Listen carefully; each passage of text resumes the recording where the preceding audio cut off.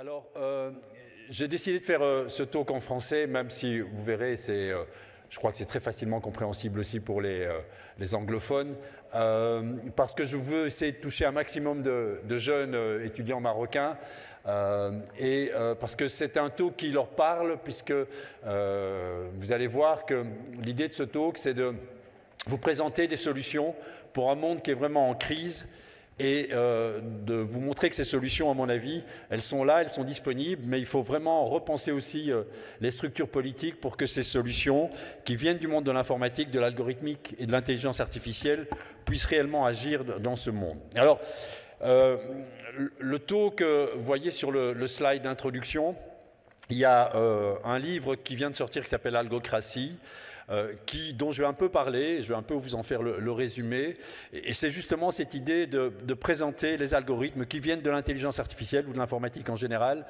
pour gérer le monde et quelles nouvelles structures politiques peuvent permettre cela.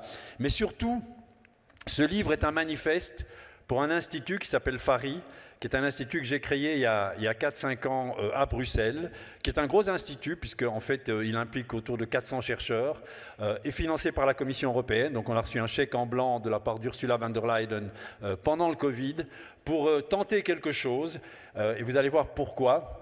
Tenter quelque chose avec l'algorithmique et l'intelligence artificielle de manière à essayer d'améliorer la société, essayer d'améliorer le vivre ensemble, et en tout cas à l'échelle bruxelloise. L'idée étant que demain, un même type d'institut que celui-là pourrait percoler et on pourrait retrouver ce genre d'institut. Et je fais, ici, je fais mon pèlerinage, hein, je commence par le Maroc, mais il y a des initiatives en France, il y a des initiatives en Italie, il y a des initiatives au Portugal, en Angleterre, pour créer un institut de la sorte.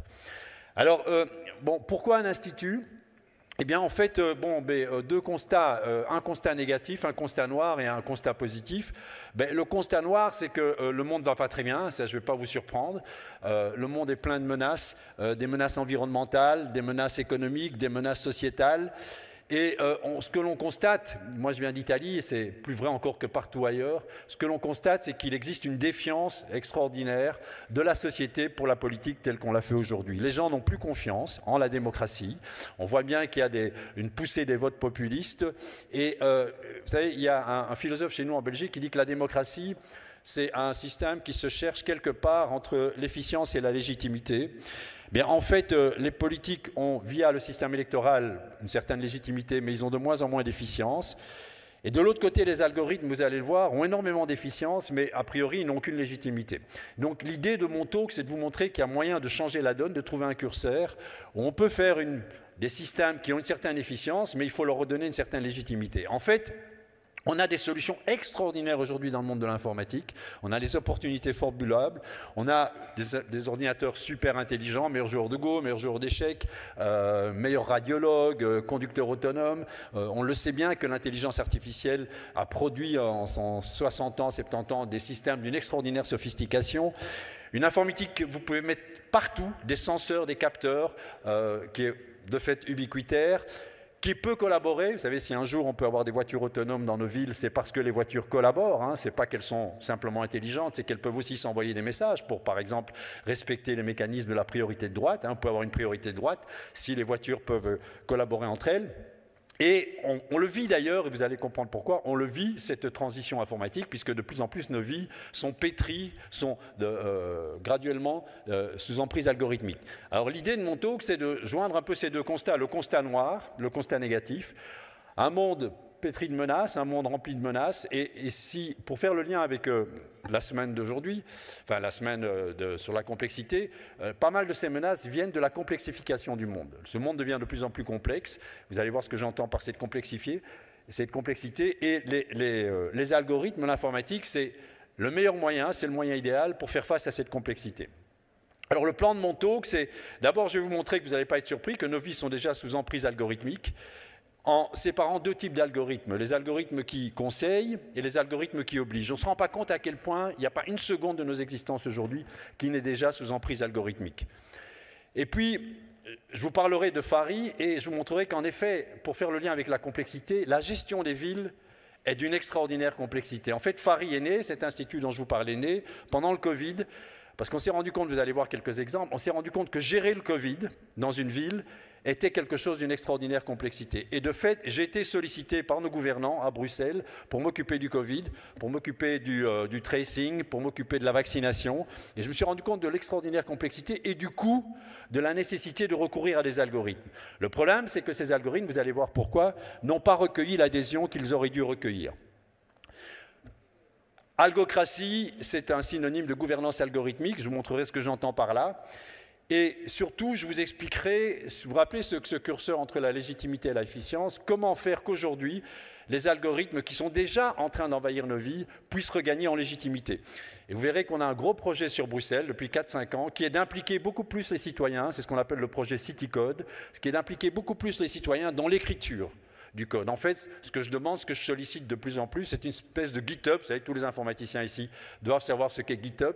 Mais je voudrais un GitHub qui ne soit pas uniquement réservé aux informaticiens, mais un GitHub qui soit ouvert à tous. C'est-à-dire que tous les citoyens puissent travailler ensemble sur la réalisation des algorithmes qui sont censés les gouverner. Alors évidemment, ça, c'est une des meilleures manières, hein, c'est une des façons les plus simples et les plus naturelles d'accroître la légitimité de ces algorithmes. Alors, sous emprise algorithmique, pas de surprise, il y a vraiment deux catégories d'algorithmes. Parfois, on ne fait pas la nuance entre eux. Il y a les algorithmes qui conseillent nos vies. Alors ici, vous avez un tel exemple. Vous avez évidemment les GPS, vous avez les algorithmes de recommandation, Netflix, vous avez les moteurs de recherche, vous avez les algorithmes d'économie circulaire comme Vinted. Vous n'êtes pas obligé d'utiliser ces algorithmes, mais vous aurez constaté de plus en plus l'emprise de ces algorithmes, parce que même s'ils nous recommandent, même s'ils nous conseillent, même s'ils servent de guide, eh bien de plus en plus de gens sont complètement assujettis au fonctionnement de ces algorithmes. Comme Tinder, par exemple, qui est devenu une espèce d'outil, c'est pas vraiment de ma génération, mais pour la génération des plus jeunes, c'est presque devenu un outil indispensable pour réaliser ces soirées. Alors il y a aussi les algos qui obligent. Alors ceux-là, on ne peut pas y échapper.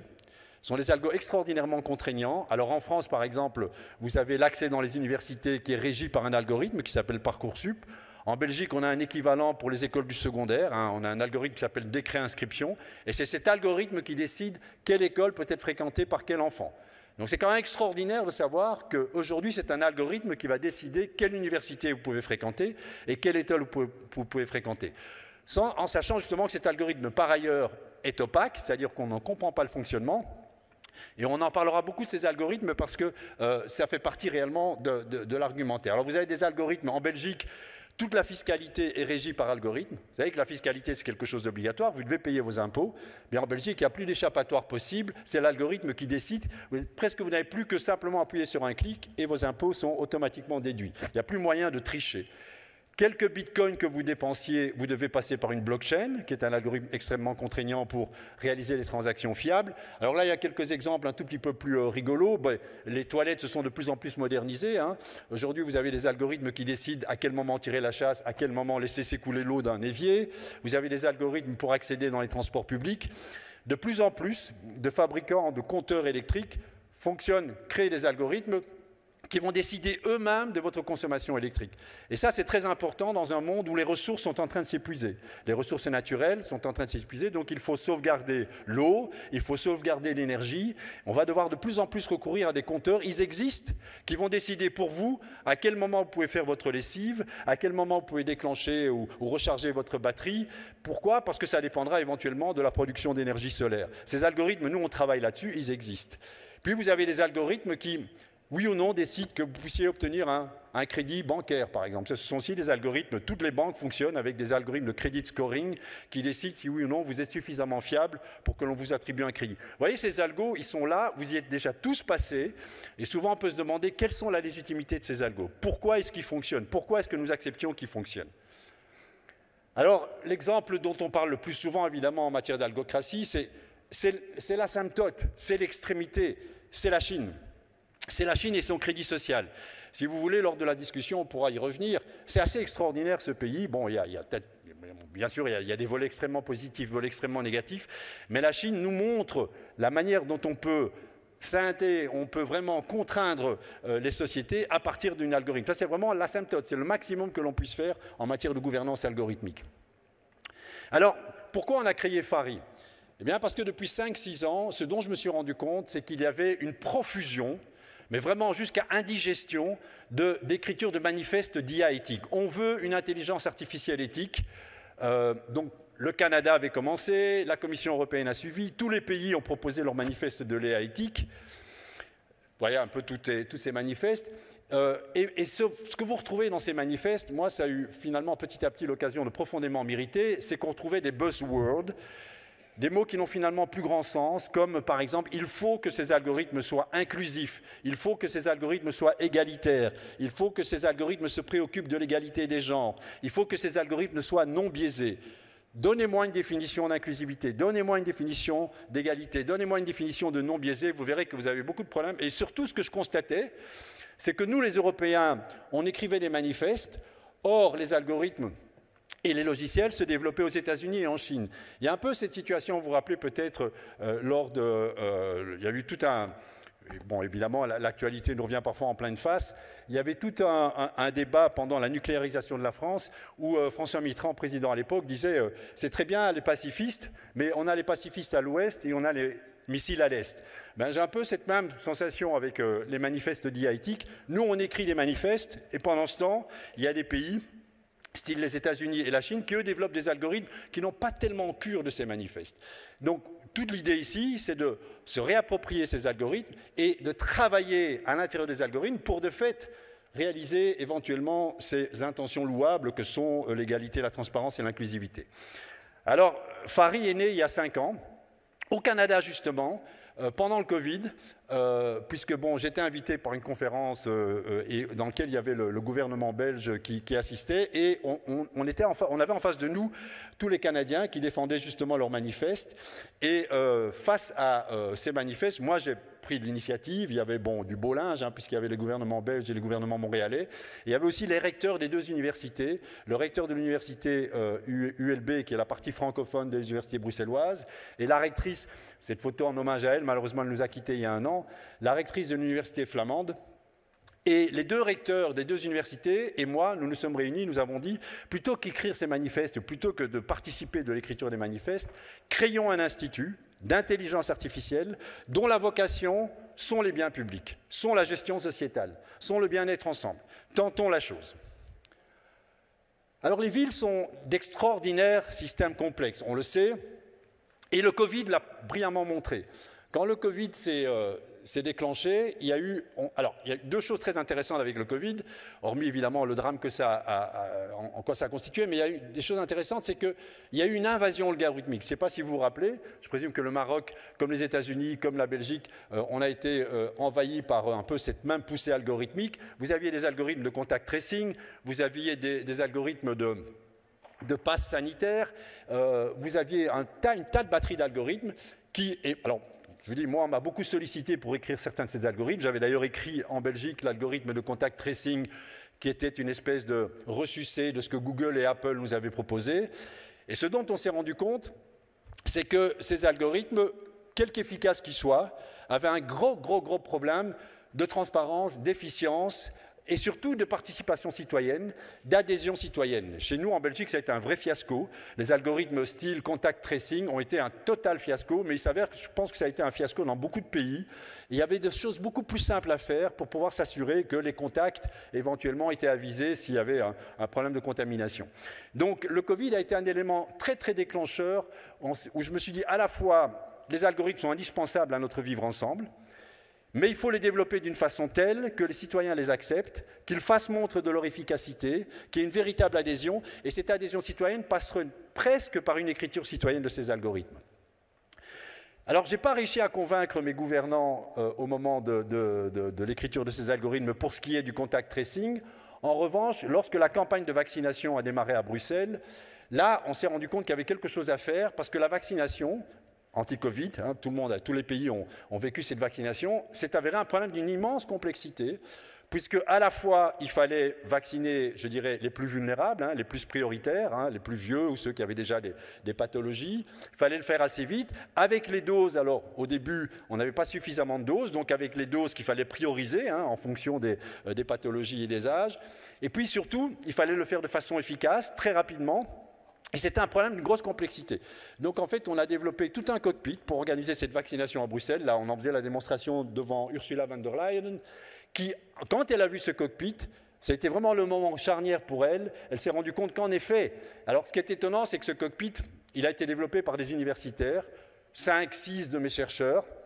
Il faut savoir qu'en France, la vaccination, le premier réflexe, et c'est souvent malheureusement le premier réflexe de nos gouvernants, cette problématique de la vaccination a été confiée à un cabinet de consultance qui s'appelle McKinsey. Et McKinsey a demandé, a réclamé auprès du gouvernement Macron autour de 30 millions d'euros pour réaliser la campagne de vaccination. Nous, on l'a fait avec 5 de mes étudiants et ça nous a coûté 5 000 €. Et c'était beaucoup plus efficace que ce que McKinsey avait produit.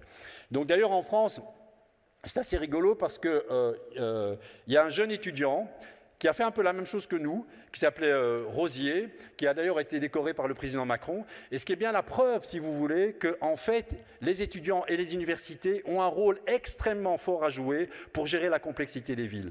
Le réflexe de beaucoup de nos gouvernants, c'est de faire directement appel aux sociétés de consultance, aux bureaux de consultance, aux cabinets de consultance, aux privés de manière générale. C'est un mauvais réflexe. Il me semble qu'automatiquement, le réflexe de nos administrations publiques, de nos gouvernants, ça devrait être de consulter les universités, quitte à ce qu'éventuellement, par la suite, des acteurs privés viennent s'intégrer et viennent jouer un certain rôle. Mais les universités sont indispensables. Les universités sont financées par le public. C'est donc idiot que les gouvernements ne passent pas par les universités pour réaliser la gestion de ces biens publics. Ce n'était pas si simple, hein, parce qu'en fait, on a fait tourner beaucoup d'algorithmes. Ici, ce que vous voyez, c'est nous qui l'avions organisé à Bruxelles. On a fait tourner un algorithme qui s'appelle un algorithme de mariage stable. Je reviendrai sur cet algorithme. Dit aussi pour les plus scientifiques d'entre vous, l'algorithme de Gale-Shapley. En fait, l'idée, c'est de réussir à matcher les slots disponibles avec les vaccins aux patients qui devaient se faire vacciner en priorité. Par exemple, un vieux devait se faire vacciner avant un jeune. Quelqu'un avec une certaine pathologie plus ou moins sévère devait se faire vacciner avec quelqu'un de totalement sain. Alors ça, c'est relativement facile. En revanche, qui devait-on prioriser entre, par exemple, un chauffeur de bus et un professeur d'école?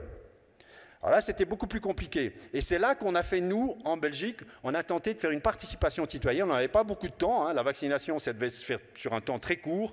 On a fait des petites consultations citoyennes pour savoir qui devait avoir accès plus rapidement au vaccin, entre, par exemple, le professeur d'école ou le chauffeur de bus. Vous voyez que ça, c'était l'organisation dans ce qu'on appelait les vaccinodromes à Bruxelles. Puis ce qu'on a réussi aussi à faire, pour vous montrer que l'IA peut être très utile, c'est qu'on faisait de la prédiction. On s'est rendu compte à Bruxelles, mais c'était vrai un peu dans toutes les villes, que les quartiers n'avaient pas la même adhésion à la vaccination. Il y avait des quartiers qui acceptaient de se faire vacciner. Et on a vu une corrélation parfaite entre, par exemple, le revenu dans les quartiers, le salaire moyen dans les quartiers, et l'adhésion à la vaccination. Et ça s'est vu dans le monde entier. Ce qui était très utile, parce que ça a permis, si vous voulez, lors de l'attribution des doses de vaccins, ça a permis d'optimiser la répartition des doses. On a mis plus de doses dans les quartiers où l'on savait, a priori, qu'il y aurait une plus grande adhésion à la vaccination. Il fallait aussi, évidemment, faire des campagnes de publicité, des campagnes de conviction pour que les quartiers qui étaient le moins adhérents, tout ça c'est fait grâce à l'IA. Ici, vous n'avez que de l'algorithmique, hein, vous n'avez que de l'IA, que des algorithmes de matching. Donc pour vous montrer que la vaccination c'était complexe et on a réussi à la gérer par la mise en place d'un ensemble d'algorithmes. Alors, dans FARI, dans cet institut dont je vous ai parlé, qui a été créé il y a 4-5 ans, on s'intéresse à un tas de problématiques de biens publics. On s'intéresse à la mobilité, je vous montrerai ça dans quelques secondes. On s'intéresse à l'accès à l'emploi, donc on a développé des algorithmes pour faciliter le match entre les demandeurs d'emploi et les offres d'emploi. On s'intéresse à la mutualisation de la consommation électrique. Donc en fait, il y a des communautés qui se créent à Bruxelles de personnes qui partagent leur électricité. Donc ce qu'on appelle, vous allez voir, Energy Neighborhood ou Energy Community. Donc les personnes partagent. Et vous voyez qu'il y a évidemment beaucoup d'inclusivité citoyenne puisque les citoyens doivent discuter entre eux de la manière dont ils vont partager leur électricité. On les met face à des scénarios en leur disant, par exemple, si demain, il y a 50% d'électricité qui tombe, donc il y a une coupure de 50% de l'électricité. Comment, dans un quartier, allez-vous vous répartir la consommation de telle manière à ce que vous respectiez cette chute soudaine de la production d'électricité? On fait beaucoup de travaux aussi sur la simplification de l'administration, puisque comme dans tous les pays, l'administration est devenue beaucoup trop complexe. Il y a moyen, grâce à l'IA, de simplifier l'administration. On fait beaucoup de choses aussi en protection animale. Il y a énormément de use cases qui viennent des administrations publiques. Donc maintenant, ce qui est devenu le réflexe à Bruxelles, et on y est parvenu, c'est que quand les administrations publiques ont un problème qu'ils savent pouvoir gérer par des algorithmes, ils viennent nous voir, ils discutent avec nous, et on commence à réaliser les premiers algorithmes, les premiers pilotes, les premiers logiciels. Et on essaie de le faire de manière très agile. On le fait avec participation citoyenne. Et quand ça prend, Ce n'est pas tout à fait étonnant, ça prend, en général, le privé peut arriver et reprendre le bébé là où on l'a laissé. Alors, un autre algorithme qu'on a développé sur Bruxelles, c'est un autre algorithme qui gère une complexité extraordinaire. La mobilité dans les villes est devenue d'une totale complexité. Que vous soyez à Paris, que vous soyez, je pense, à Casablanca, que vous soyez à Bruxelles, se déplacer, c'est devenu extrêmement complexe. Pourquoi? Parce qu'il y a une offre de mobilité qui est devenue vraiment assez importante. Vous pouvez prendre des trottinettes, vous pouvez prendre des vélos, il n'y a pas encore de chevaux dans nos villes, mais ça ne devrait pas tarder. Vous pouvez prendre des voitures, vous pouvez partager les voitures, vous pouvez prendre évidemment les transports publics. Aller du point A au point B, c'est devenu très complexe, puisque vous pouvez mixer ces modalités. Et on a fait des applications dans lesquelles, en effet, on vous fait des propositions d'itinéraires avec un paiement intégré, où vous pouvez avoir une partie, par exemple en trottinette, prendre votre trottinette, la mettre dans un bus, prendre le bus, sortir avec votre trottinette, aller dans la voiture. Alors ce qui est très important aussi dans la mobilité, c'est que la mobilité, c'est un super sujet, puisque c'est un sujet dans lequel entrent en compétition les intérêts individuels et les intérêts du public. Si chacun veut essayer d'optimiser sa propre mobilité, c'est souvent au détriment de la collectivité. Donc vous avez énormément de problématiques de type dilemme du prisonnier ou tragédie du commun. En fait, la complexité dans les villes vient souvent de l'apparition de la tragédie des communs, c'est-à-dire ce conflit entre la maximisation de votre volonté personnelle, votre intérêt personnel et le bien-être de la collectivité. Si chacun essaie d'aller le plus vite du point A au point B, vous allez par exemple concentrer toute la circulation sur les routes les plus courtes, du coup ça va devenir des bouchons. Il y a d'extraordinaires paradoxes en matière de mobilité, il y en a un qui est très célèbre qui s'appelle le paradoxe de Brasse et qui montre qu'en fait les équilibres de Nash en matière de mobilité existent et sont souvent au détriment de la collectivité. Chacun essaie de faire le mieux pour lui et cela se fait au détriment de la collectivité. Dans notre algorithme ici, on prend ça en considération et vous pouvez décider d'optimiser le bien-être de la collectivité. Vous pouvez décider d'être écologique. Vous pouvez décider évidemment d'un peu diminuer le coût que ça vous coûte, mais cette préoccupation écologique est intégrée dans l'algorithme. Par exemple, s'il y a ou la préoccupation écologique ou la préoccupation culturelle. Il y a des rues dans Bruxelles, il y a des quartiers dans Bruxelles qui, à cause de Waze, donc je ne sais pas, vous utilisez peut-être tous Waze. Alors Waze, c'est très bien, hein, ça prouve évidemment l'efficacité d'acteurs comme Google, etc. Mais Waze n'a que faire de la collectivité. Ce n'est pas dans l'ADN des Google et GAFAM de se préoccuper de la collectivité, comme vous savez. Ils sont nés pour maximiser votre intérêt personnel, puisque c'est comme ça qu'ils s'enrichissent. Waze n'a que faire de la collectivité et de la mobilité collective. Nous, on veut que la mobilité soit une problématique collective, de bien-être collectif. Alors, on travaille beaucoup sur dans mon laboratoire, on travaille beaucoup sur les problématiques je dirais, de gestion décentralisée. Alors, si ceux qui savent ce qu'on fait dans mon laboratoire, c'est un laboratoire qui s'appelle Iridia à Bruxelles, savent qu'on travaille beaucoup sur la robotique décentralisée, eh bien, on met en place aussi des solutions décentralisées pour la gestion des smart grids. Je vous ai parlé de ces communautés d'énergie. Donc ici, on le voit mal, mais c'est un slide. Vous voyez, si vous lisez le français, vous verrez que c'est un projet qui s'appelle Voisins d'énergie. En fait, ce sont des communautés de gens qui ont décidé de mutualiser leur consommation et leur production électrique. Ils se réunissent à raison d'une fois par mois et ils décident de la manière dont leur énergie, leur électricité va être partagée. Alors, ça se fait avec des outils d'IA, donc on leur montre comment ils consomment, comment ils produisent. Certains ont des panneaux solaires, d'autres n'ont pas des panneaux solaires. Mais ce qui est vraiment très intéressant, c'est qu'il y a une discussion citoyenne. Et ensemble, ils disent, ah, ben s'il y a un problème, par exemple, si ta production solaire est optimale à un certain moment de la journée, moi, j'accepte de faire ma lessive au moment où ta production solaire est à ce point optimal. Puisqu'en fait, ce qu'on leur dit, c'est débrouillez-vous pour faire chuter dans votre voisinage votre consommation électrique. Par exemple, si demain, il y a 50% de réduction de votre consommation électrique, comment allez-vous faire? Et en fait, on met en place des outils algorithmiques. Et l'idée, c'est que demain, leur volonté soit intégrée dans un algorithme. Donc, il faut bien comprendre que l'acceptation d'une coercition algorithmique, pour moi, elle est utile parce que les algorithmes sont d'une grande efficacité, mais elle pose un vrai problème quand il n'y a pas d'adhésion. C'est ce qui s'est passé avec le Covid. Or, la meilleure manière d'avoir une adhésion citoyenne, c'est de les faire participer à l'écriture du code. Alors, c'est un vœu un peu difficile parce que tout le monde n'est pas codeur, tout le monde ne doit pas s'improviser codeur de Python ou Java. Mais néanmoins, si vous leur expliquez la logique de l'algorithme et s'ils ont compris la manière dont ça fonctionne, je pense que vous pouvez obtenir cette adhésion citoyenne. Alors, la gouvernance algorithmique, c'est cette idée que les algorithmes gèrent nos vies. Et pour moi, l'idée de gouvernance, ça a deux fonctions. C'est de pallier la défaillance. Et les algorithmes sont extraordinaires pour aider les gouvernants. Pourquoi? Parce qu'eux savent gérer la complexité. Il n'y a pas mieux pour gérer la complexité qu'un algorithme. Ils ont une vision d'ensemble du monde. Ils peuvent se préoccuper du bien-être public. Et la deuxième raison d'une gouvernance, à mon sens, c'est de contrer la déviance. C'est-à-dire que souvent dans les sociétés, il faut harmoniser les intérêts individuels avec l'intérêt du public. Ça, c'est typiquement ce qui donne lieu, ce qui donne naissance aux tragédies des communs et au dilemme du prisonnier. Alors ici, je vous donne quelques exemples pour justement un tout petit peu vous sensibiliser à l'idée. Il y a par exemple des dispositifs technologiques, ici c'est l'alcotest, qui empêchent une voiture de démarrer quand la personne qui rentre dans la voiture a une haleine embuée d'alcool. Bon, ça existe cette technologie. En général, cette technologie, elle est refusée par... c'est très marrant parce que ça fait partie de gros débats qu'on a avec les juristes en Belgique. La technologie est refusée parce qu'on considère que, évidemment, la loi vous interdit de conduire en état d'ivresse, mais la loi, ça n'est pas la technologie. La loi, c'est autre chose, surtout quand on parle avec des juristes. Moi, je défends le contraire. Je défends que si on est interdit de conduire en état d'ivresse, il faut un algorithme qui se mette dans une voiture et qui interdise la voiture de démarrer lorsqu'on conduit en état d'ivresse. Évidemment, on sait comment ça fonctionne et évidemment, on peut facilement y adhérer. Un autre exemple, tous les écologistes vous disent qu'il va falloir diminuer drastiquement les vols d'avion. On est tous venus ici, en tout cas les plus éloignés d'entre nous, on est venus ici en avion. Mais on voit bien que la société de demain va nous obliger à restreindre le nombre de vols d'avion. Comment on va faire? Alors là, c'est très intéressant parce que si vous pensez au vol d'avion, il y a plusieurs solutions. Si vous êtes un économiste, vous allez dire on va monter les prix. Okay?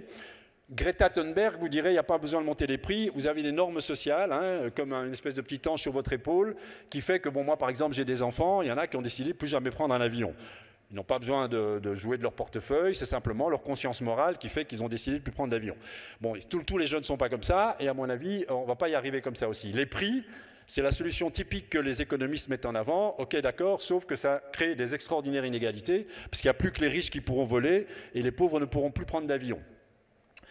Alors, la loi peut vous contraindre à voler peut-être 2 ou 3 fois par an. Je ne sais pas, on peut imaginer demain qu'il y aura des lois très coercitives en matière de prise d'avion, mais on se rend bien compte qu'in fine, ce sont les algorithmes qui prendront la gestion de cela. Parce que pour réserver un billet d'avion, vous êtes obligé de passer par le web. Aujourd'hui, tout le monde réserve ses billets d'avion par le web. Donc c'est le web lui-même qui devra, oui ou non, vous permettre de réserver votre 2e ou votre 3e billet d'avion.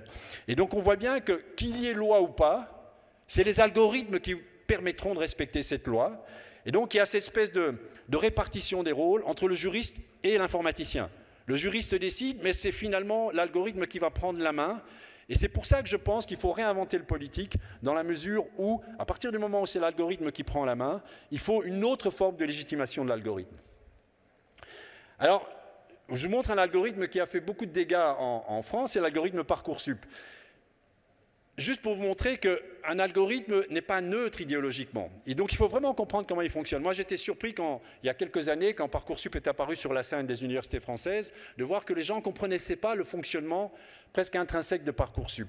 En fait, Parcoursup se base sur une idée qui est l'algorithme de matching, ou l'algorithme dit du mariage stable. Alors c'est quoi cet algorithme du mariage stable? C'est un algorithme très connu dans la littérature informatique qui a été découvert dans les années 60. Il y a quelqu'un qui a eu un prix Nobel pour cet algorithme il y a quelques années. Alors l'algorithme du mariage stable, c'est quand vous avez 2 catégories d'agents, ici par exemple les hommes et les femmes. Les hommes doivent s'accoupler avec les femmes doivent s'accoupler avec les hommes, et il y a un algorithme qui va réaliser cet accouplement entre les hommes et les femmes. En fait, l'algorithme, qu'est-ce qu'il vous oblige? Il vous oblige à classer les femmes par ordre de préférence, évidemment, pour les hommes, et classer les hommes par ordre de préférence, évidemment, pour les femmes. Donc chaque femme a son classement d'hommes et chaque homme a son classement de femmes. L'algorithme va apparier les meilleurs classements, va se débrouiller pour que les femmes préférées se retrouvent avec les hommes qu'elles préfèrent. Et c'est normal. Alors, ça marche plutôt pas mal. C'est évidemment, on dit que l'algorithme atteint un maximum d'utilité. Ça marche pas mal, sauf dans un cas que vous pouvez tout à fait imaginer, sauf dans le cas où, ce qui est le cas ici, par exemple en France, mais dans le monde, les universités elles sont tous rankées de façon très objective. Tout le monde a envie d'aller dans les mêmes universités. Le ranking des universités est relativement objectif. Et le ranking des étudiants est relativement objectif aussi. C'est-à-dire qu'on peut facilement objectiver aujourd'hui le classement des étudiants en fonction, par exemple, de leurs résultats à l'école avant d'entrer à l'université. Et les universités, c'est pareil. Il y a de plus en plus de classements, genre le classement de Shanghai, qui permet de classer les universités. Alors mettez-vous dans la situation où, en effet, les hommes auraient exactement les mêmes préférences. C'est-à-dire tous les hommes aimeraient les mêmes femmes dans le même ordre, et les femmes auraient les mêmes préférences, c'est-à-dire toutes les femmes aimeraient les mêmes hommes dans le même ordre. Quel est le résultat de l'algorithme? Vous n'allez pas être surpris. Le premier homme aimé se retrouve avec la première femme aimée, le deuxième avec la deuxième, le troisième avec le troisième, le quatrième avec la quatrième. Donc en fait, les premiers se retrouvent avec les premiers, les deuxièmes avec les deuxièmes, et les troisièmes avec les troisièmes. C'est ce qui se passe aujourd'hui, je caricature, excusez-moi la vitesse, c'est ce qui se passe aujourd'hui dans un algorithme comme Parcoursup.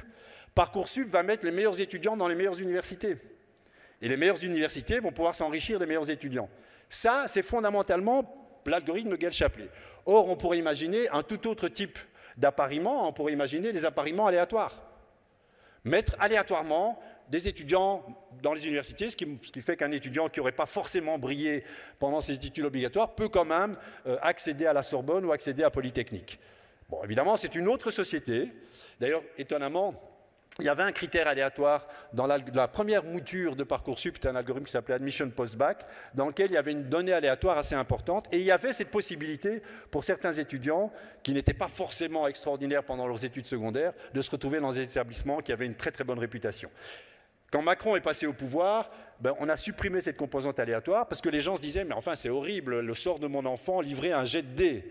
Ça n'a pas de sens. Si mon enfant a tellement brillé pendant ses études au secondaire, c'est normal qu'il accède aux universités les plus prestigieuses. Et de fait, quand on interroge les gens n'ont pas trop de problème pour considérer que le système éducatif soit un système méritocratique. Alors ça peut être vrai pour l'éducation, on peut discuter de ça évidemment, mais ça dépend de quelle société on veut. Le problème, c'est que la société qu'on veut va se retrouver dans l'algorithme. Et comme dirait quelqu'un que j'aime beaucoup, qui est un prix Nobel d'économie, il dit, dans une de ses phrases célèbres, il dit « A society can be Pareto optimal and still perfectly disgusting ».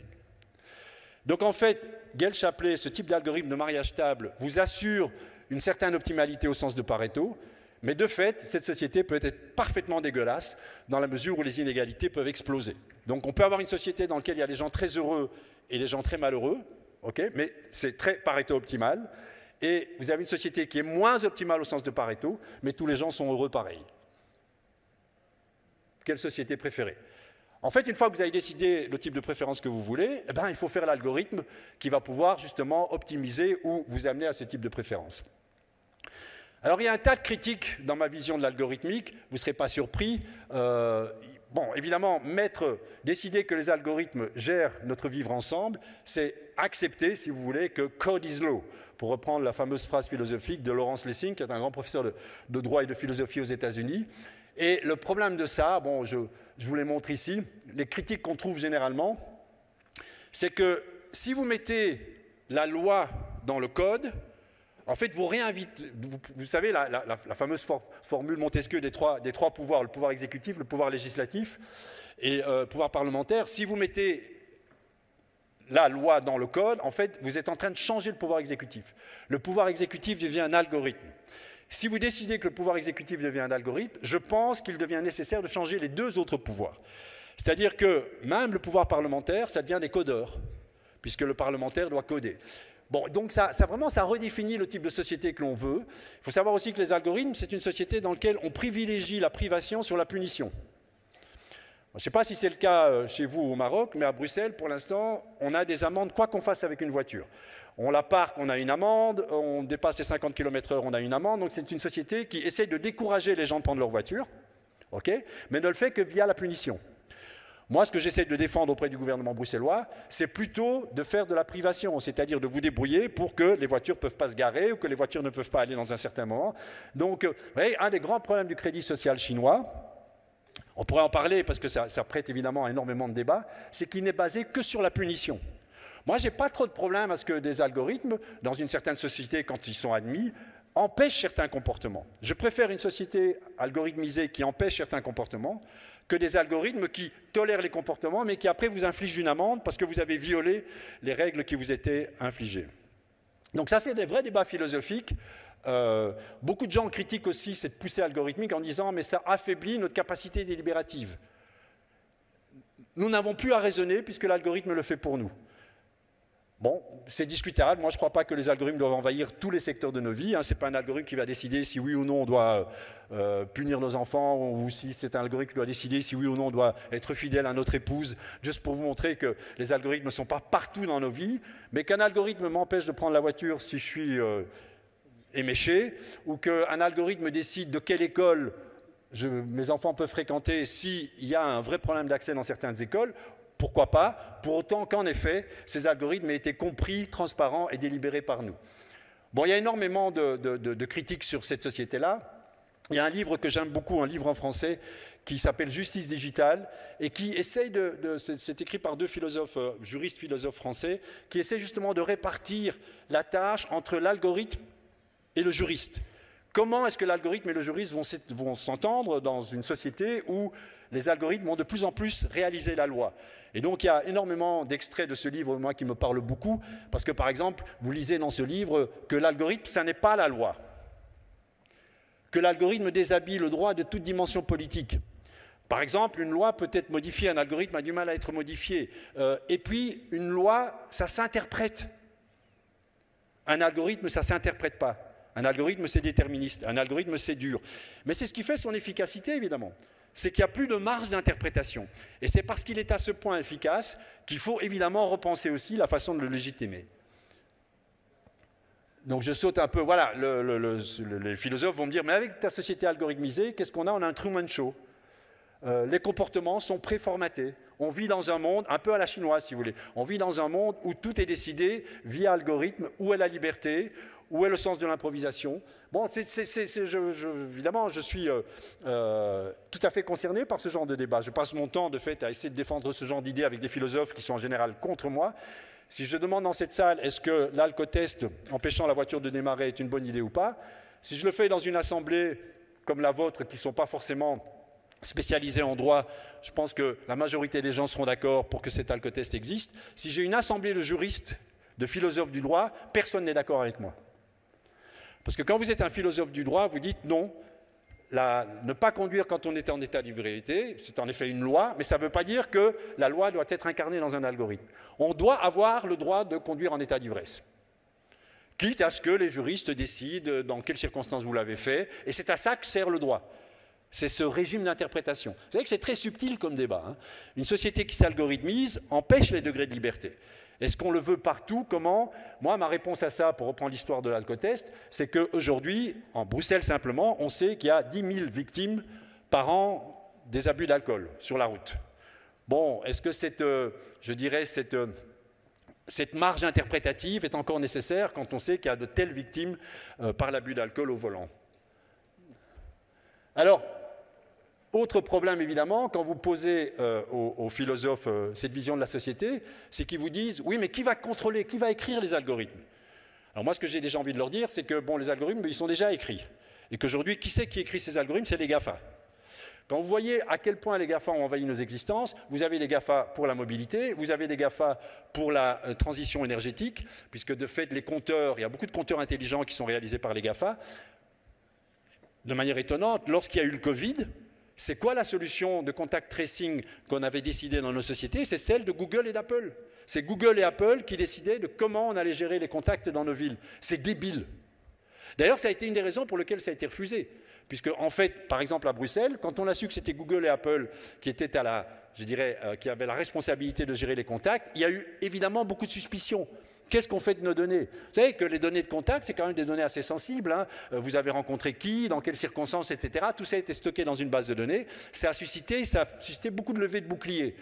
Et donc, on peut évidemment assez légitimement comprendre pourquoi. Donc aujourd'hui, ces algorithmes sont déjà, je dirais, sous l'octroi, sous la main des GAFA.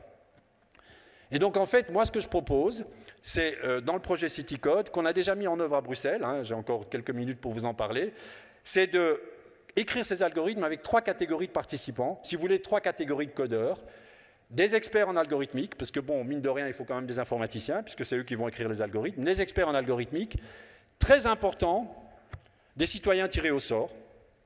Ça, c'est la participation citoyenne. Vous savez que beaucoup de personnes aujourd'hui dans le monde se plaignent des formes de démocratie représentative. Ils n'ont plus l'impression d'être représentés par les parlementaires. En France, mais dans d'autres pays, il y a beaucoup d'expérimentations de démocratie participative. Je pense qu'il y a un parfait mariage, ça fait très bon ménage, l'algorithmisation de nos vies et la participation des citoyens. Ces algorithmes sont d'autant plus coercitifs qu'il faut que les citoyens les acceptent. Et pour que les citoyens les acceptent, je répète, pour moi, c'est vraiment une donnée fondamentale. Il n'y a pas mieux pour qu'un citoyen accepte d'être menotté par des algorithmes qu'il ait lui-même décidé de la manière dont il fonctionne. S'il sait comment l'algorithme fonctionne, je pense qu'il acceptera plus facilement d'être menotté, d'être pris en charge par ces algorithmes. Et puis, je pense qu'il y a une légitimité politicienne qui doit rester. C'est ce que fait le vote. Il faut encore, par exemple, je pense qu'il y a des pays où le système éducatif est méritocratique, il y a des pays où le système éducatif est beaucoup plus égalitaire. Ça, c'est un peu le vote qui en décide. Est-ce qu'on veut une société où l'éducation est plus méritocratique? Donc, je pense qu'il faut aussi des représentants, des élus. Donc, je ne mets pas de côté le mécanisme d'élection, mais je pense que le mécanisme d'élection tout court ne suffit pas aujourd'hui pour gérer cette société amplement algorithmisée.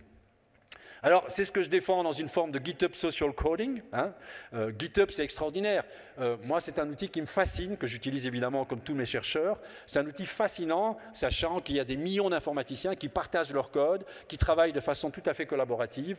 Eh bien, ce que je veux, c'est que les citoyens s'intègrent dans ces plateformes et puissent participer de l'écriture des codes. D'ailleurs, il y a eu des tentatives. En France, ils n'avaient pas tout à fait adhéré à Corona Alert. Ils avaient une autre version qui s'appelait Tous Anti-Covid. Et il y avait une volonté de partager le code, de la rendre accessible. Elle était mise sur GitHub et je trouve que ça devrait être le cas pour tous ces algorithmes, pour Parcoursup, pour Décret Inscription et pour beaucoup d'autres qui gèrent nos existences aujourd'hui. Alors en Belgique, on est en train de l'expérimenter avec 4 applications, l'accès dans les écoles, le Covid, la vaccination. Donc on est en train de mettre en place des autres systèmes de vaccination. Si une autre pandémie, on n'en est pas totalement sorti, heureusement on espère qu'on ne devra plus recourir à des campagnes de vaccination massives, mais on est en train de préparer des nouvelles campagnes de vaccination s'il le fallait, mais en mettant en place les algorithmes pour ce faire. La mobilité. On met des gens ensemble autour de la table pour dire ça doit être quoi la mobilité dans nos villes. Et une fois qu'on a décidé de cette mobilité, comment les algorithmes peuvent aider. Demain, vous aurez une application qui intégrera le souci de la collectivité dans votre solution de mobilité. Vous suivrez l'algorithme, mais vous savez, vous avez la garantie que c'est bon pour la société. Et la même chose pour la transition énergétique, comme j'ai eu l'occasion de vous en parler. Alors, ça, c'est l'Institut Fari, donc 2-3 mots. En fait, c'est un institut qui a été créé il y a 4-5 ans, qui est à la jonction des 2 universités bruxelloises, la VUB et l'ULB. C'est 400 chercheurs. En fait, ils ne sont pas tous payés par Fari, mais on a mis ensemble 10 laboratoires. Alors, ce qui est intéressant, c'est qu'on a des laboratoires d'informatique et des laboratoires de sciences humaines. Donc, on a des philosophes, on a des économistes, on a des psychologistes, on a des sociologues, on a des informaticiens, on a des ingénieurs. Et donc, c'est 400 personnes qui potentiellement se réunissent pour définir les algorithmes de demain pour nous aider à mieux vivre. C'est la raison pour laquelle on a obtenu... Alors, comment est-ce qu'on a obtenu ce budget ? Comme vous savez, après le Covid, il y a eu ce qu'on appelle les fameux plans de relance européens. Chaque pays devait faire des propositions pour que Ursula von der Leyen arrive avec son chèque et donne des millions ou des milliards d'euros aux différentes propositions. Nous, on est arrivés avec la proposition de Fari et Ursula von der Leyen nous a donné 20 millions d'euros en disant « Essayez Fari, réussissez Fari, et si vous réussissez Fari, on espère qu'il y ait que ça fasse tache d'encre, qu'il y ait d'autres Fari dans d'autres villes européennes ou africaines. » Donc Fari s'occupe d'énergie, de mobilité, du secteur public, de la santé. Vous avez vu plusieurs use cases qui sont actuellement, je dirais, en développement chez Fari. Alors la conclusion, je vais aller très très vite. Il y a des initiatives intéressantes dans d'autres parties du monde. Par exemple, aux États-Unis, à Boston, il y a une initiative très intéressante qui s'appelle Code for America. Et assez étonnamment, je connais un tout petit peu cette initiative, ceux qui ont développé Code for America, un des premiers use cases qui les a concernés, c'est l'accès dans les écoles publiques. En fait, Boston et New York avaient 2 différents modes d'accès dans les écoles publiques, c'était chaque fois algorithmisé. Et bien en fait, il y a eu des discussions citoyennes pour savoir si c'était mieux le mode Boston ou si c'était mieux le mode New York. Et les citoyens ont finalement choisi de faire l'accès dans les écoles à la façon bostonienne. Et aujourd'hui, dans les écoles publiques, vous avez un algorithme qui a fait l'adhésion citoyenne. Et la dernière personne auquel je ferai allusion, c'est Elinor Ostrom. Parce que Elinor Ostrom, comme vous savez, prix Nobel d'économie, a eu le prix Nobel parce qu'elle a défendu cette idée des communs. Elle a la grande prêtresse, la grande théoricienne des communs. Et alors, peu avant sa mort, ce qu'on sait moins, parce qu'elle avait beaucoup travaillé sur les communs dans les sociétés moyenâgeuses et la disparition des communs par les enclosures. Donc il y a beaucoup de théorisation sur les communs à l'époque 16e et 17e siècle. Mais à la fin de sa vie, les derniers travaux qu'elle a accomplis, c'est sur GitHub. Elle s'est fascinée, elle s'est enthousiasmée de nouveaux types de communs qui se créaient entre les informaticiens. Elle regardait Wikipédia, GitHub, OpenStreetMap, énormément d'initiatives informatiques qui réunissaient des gens avec des formes de gouvernance auto-organisée, progressive, bottom-up. Et elle a écrit, un des derniers articles qu'elle a écrit, c'est cette idée de commun numérique. Je ne peux pas mieux abonder sur ces travaux, puisque en effet, c'est vraiment ce que je réclame. C'est des nouvelles formes de participation citoyenne dans l'écriture des codes, et c'est ce qu'on pourrait appeler en effet des communs numériques. Voilà, j'ai fini, mon temps vient de se terminer. Merci de votre attention.